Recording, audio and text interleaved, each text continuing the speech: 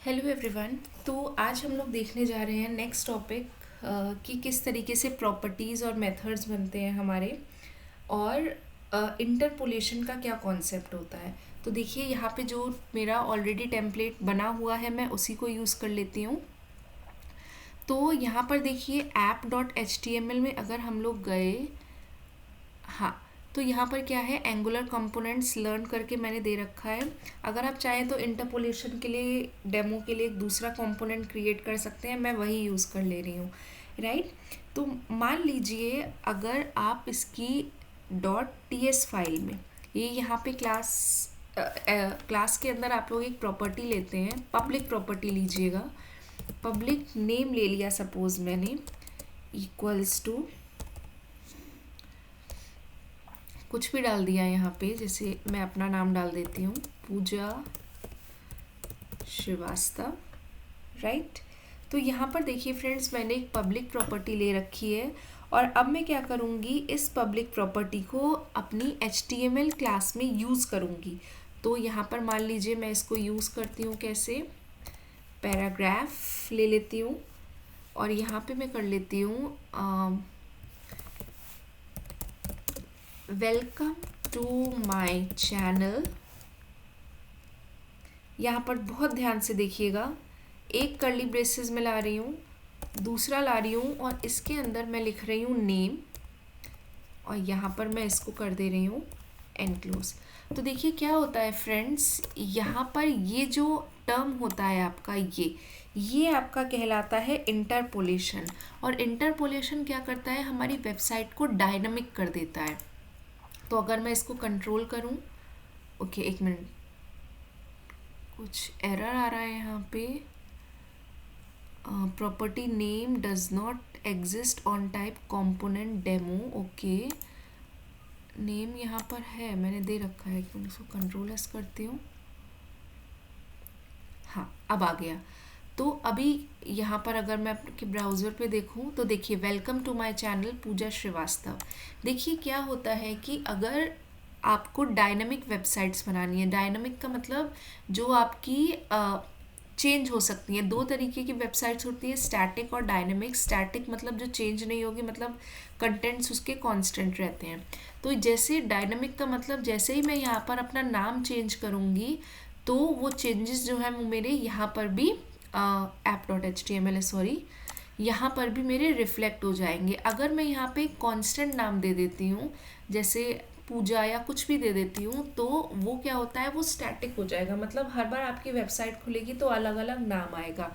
But अगर आप इसको डायनामिक करते हो इंटरपोलेशन की हेल्प से, तो आपकी जो वेबसाइट होती है वो डायनामिक हो जाएगी, मतलब जैसे ही आप यहाँ पर प्रॉपर्टी चेंज करोगे वो आपका चेंज हो जाएगा। तो ये कहलाता है डायनामिक वेबसाइट का क्रिएशन। अब जैसे हमने यहाँ पे प्रॉपर्टी नेम को इंक्लूड करते ही हमारी जो वेबसाइट क्या हो गई, डायनामिक हो गई। हमारा डेटा सारा कहाँ से आएगा, इस नेम प्रॉपर्टी से, और वो मैं यूज़ कर लूँगी अपना यहाँ पर, ठीक है। तो इंटरपोलेशन की हेल्प से हम लोग क्या कर रहे हैं हम लोग प्रॉपर्टी की वैल्यू, इस प्रॉपर्टी की वैल्यू यहाँ पर डिस्प्ले कर रहे हैं। और भी हम लोग बहुत सारे काम कर सकते हैं, जैसे कि सपोज़ यहाँ पे मैं कुछ, तो देखिए अगर आप यहाँ पे कोई एक्सप्रेशन लिखते हैं, जैसे कि 8 + 8, और इसको पैराग्राफ को क्लोज करती हूँ मैं, तो यहाँ पर देखिए ये एक्सप्रेशन इस तरीके से आएगा। एक चीज़ और देखिएगा फ्रेंड्स, यहाँ पे मुझे कंट्रोल एस करते ही मेरी जो वेबसाइट होती है वो क्या होती है, रिफ़्रेश हो जाती है। मुझे इसे मैनुअली रिफ़्रेश नहीं करना पड़ता। तो ये क्यों हो रहा है, क्योंकि मेरी एंगुलर एप्लीकेशन क्या होती है, सिंगल पेज एप्लीकेशन है। आपने जैसे ही यहाँ पर इसको सेव किया, वो आपका डायरेक्टली ब्राउज़र पे रीलोड हो जाएगा। अगर आपको इस एक्सप्रेशन को कैलकुलेट करना है तो आप सिंपल क्या कर सकते हैं, सॉरी, यहाँ पर आइए, कैलकुलेशंस के लिए आप लोग क्या करेंगे, इस तरीके से यूज़ करेंगे, फिर से यूज़ करेंगे 8 + 8,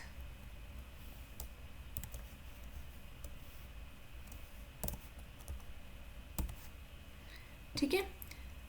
इसको कंट्रोल एस करिए, आपका एक्सप्रेशन क्या हो जाएगा, इवैल्यूएट हो जाएगा। ब्राउज़र पे आइए, रिफ़्रेश करिए, तो ये आपका रिफ़्रेश हो गया, राइट। तो ये क्या हो रहा है, हम अपने एक्सप्रेशंस को भी यूज़ कर सकते हैं।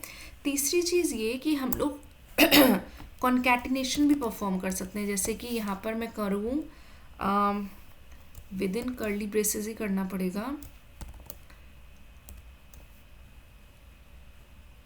हेलो माई नेम इज़, इस तरीके से करिए, और प्लस करके क्या करिए, अपना जो प्रॉपर्टी है वो दे दीजिए, ठीक है। सॉरी, इसका नाम गलत है, हेलो की स्पेलिंग भी मैं भूल गई, sorry.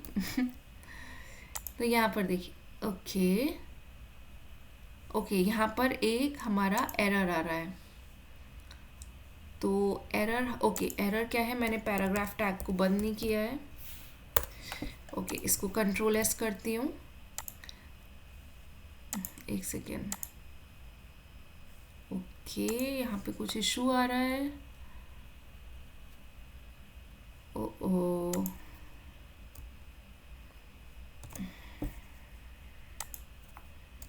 Okay, that's it. Control S करा मैंने, वापस गई, तो देखिए इस तरीके से ये आ गया। तो हम लोग कॉन्कैटिनेशन भी यहाँ पर परफॉर्म कर सकते हैं, राइट। एक चीज़ ध्यान रखिएगा कि जो भी चीज़ें इंटरपोलेशन के अंदर होती हैं वो हमेशा स्ट्रिंग डेटा टाइप की होती है। हम लोग यहाँ पे ना सिर्फ प्रॉपर्टीज़ यूज़ कर सकते हैं, बल्कि अपने कुछ कस्टम मेथड्स भी बना सकते हैं। जैसे कि मान लीजिए आप अपनी .ts फाइल में आए और यहीं पे मैं कोई मेथड बना लेती हूँ, लाइक से हाई करके मैंने मेथड बनाया।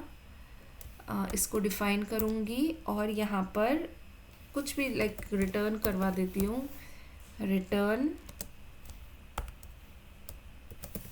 से हाई।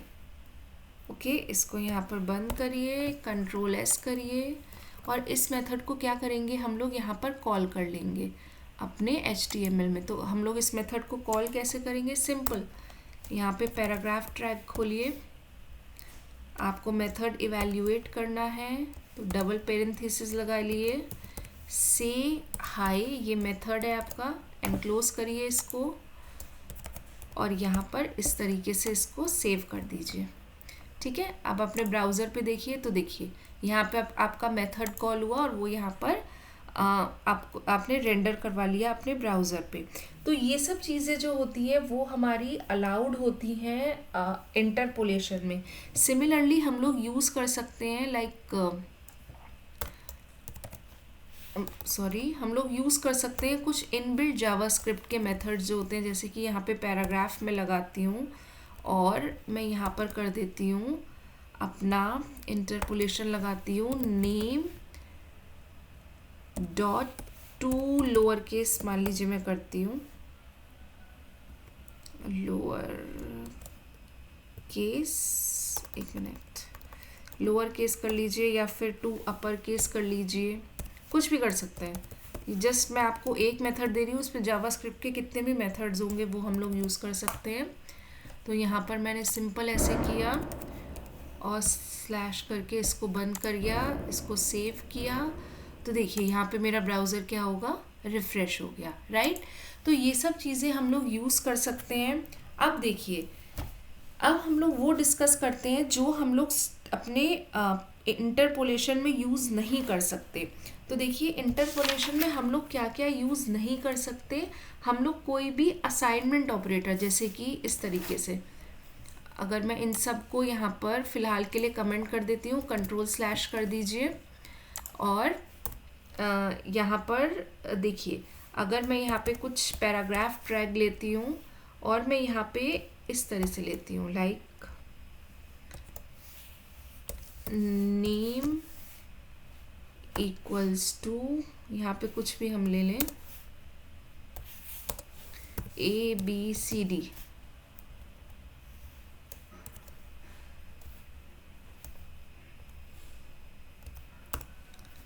तो अगर अब इसको यहाँ पर मैं सेव करती हूँ, तो देखिए यहाँ पर ये मुझे क्या देगा, एरर देगा। कि एरर क्यों देगा, क्योंकि bindings can not take assignment, हम कभी भी असाइनमेंट नहीं कर सकते। ऐसे ही अगर यहाँ पे आप कोई एज की प्रॉपर्टी ले लें, सपोज यहाँ पर आप ले लें पब्लिक या फ़ोन नंबर ले लीजिए, phone number equals to 123 okay. यहाँ पे इस तरह से मैंने ले लिया और मैं आती हूँ अपने HTML में। अब जैसे अगर मुझे इसको यहाँ पर कुछ चेंज करना है या कुछ ऐड करना है, यहाँ पे सपोज कर लीजिए फ़ोन, ओके प्रॉपर्टी का नाम क्या था मेरे, फ़ोन नंबर, Ctrl+C किया, HTML फाइल में गई, फ़ोन नंबर इस तरीके से किया और यहाँ पर इसको /p कर दिया, सॉरी। तो अब देखिए फ़ोन नंबर, सपोज़ आप कुछ कर रहे हो यहाँ पे +=7, वैसे हम लोग जनरली फ़ोन नंबर ऐड नहीं करते हैं एटलीस्ट। तो जैसे ही आप यहाँ पे इसको सेव करोगे, अगेन ये एरर देगा कि हम लोग बाइंडिंग अप्लाई नहीं कर सकते असाइनमेंट्स में। तो असाइनमेंट्स हो गए, इंक्रीमेंट डिक्रीमेंट ऑपरेटर्स हो गए आपके, इन सब में हम लोग जो है अपने इंटरपोलेशन को यूज़ नहीं कर सकते। एक बहुत इम्पॉर्टेंट चीज़ होती है फ्रेंड्स कि इंटरपोलेशन हमारा वन वे बाइंडिंग होता है। वन वे बाइंडिंग मतलब जो भी आप लोग चेंजेस करते हैं कंपोनेंट में, वो हमारे टेम्पलेट में जाते हैं। मतलब या आप यहाँ पे अपनी कंपोनेंट फाइल में जो चेंज कर रहे हो आप, वो आपकी टेम्पलेट फाइल मतलब HTML में रिफ्लेक्ट होगा, लेकिन वाइस वर्सा ट्रू नहीं होता है। मतलब कंपोनेंट वैल्यू तो कंपोनेंट ने अगर वैल्यू चेंज की तो आपका व्यू तो अपडेट होगा, लेकिन अगर आपका व्यू चेंज हो रहा है तो कंपोनेंट आपका अपडेट नहीं होता है, राइट। तो एक बार इसकी जल्दी से थोड़ी सी थ्योरी देख लेते हैं, स्लाइड शो करती हूँ फ्रॉम करंट स्लाइड। तो देखिए इंटरपोलेशन क्या है, जैसे कि हमने समझा ये एक डेटा बाइंडिंग की टेक्निक है जिसकी मदद से हम लोग डेटा को डिस्प्ले करते हैं कंपोनेंट से HTML में, लेकिन वाइस वर्सा ट्रू नहीं होता। ये एक वन वे डेटा बाइंडिंग की टेक्निक है। तो देखिए कंपोनेंट व्यू है और यहाँ से मेरा टाइपस्क्रिप्ट HTML है, मतलब व्यू से कंपोनेंट क्लास से मेरा HTML में तो डेटा चेंज हो जाएगा, लेकिन वाइस वर्सा नहीं होगा। मतलब हम लोग कंपोनेंट के डेटा को चेंज नहीं कर सकते। हम लोग क्या कर सकते हैं, अपने HTML में जो रेंडर हो रहा है वो चीज़ें हम लोग कंपोनेंट की हेल्प से चेंज कर सकते हैं। कहाँ कहाँ ये अलाउ होता है, तो वेरिएबल्स में ये देखिए, ये इसका सिंटेक्स होता है, डबल कर्ली ब्रेसेस हम लगाते हैं। यहाँ पे जो भी आप प्रॉपर्टीज़ ले रहे हो या जो भी आपको एक्सप्रेशन इवैल्यूएशन करना है वो आप ले सकते हो। तो वेरिएबल्स में, एक्सप्रेशंस में, कॉन्कैटिनेशन में, मेथड कॉल्स में आप इसको यूज़ कर सकते हैं। पर इसको कब हम लोग यूज़ नहीं कर सकते हैं कि जैसे मुझे कुछ असाइनमेंट करना है और वो असाइनमेंट मैं कहाँ कर रही हूँ, वो मैं अपना HTML में ही कर रही हूँ अपने इंटरपोलेशन एक्सप्रेशन के अंदर, तो वो मैं नहीं कर सकती। लूपिंग भी मैं नहीं कर सकती और कॉम्प्लेक्स लॉजिक हो तो वो भी मैं वहाँ पर नहीं लिख सकती। तो this was all about interpolation. अगर आपको कोई भी डाउट हो तो प्लीज़ उसे कमेंट सेक्शन में स्पेसिफाई करिए। Thank you.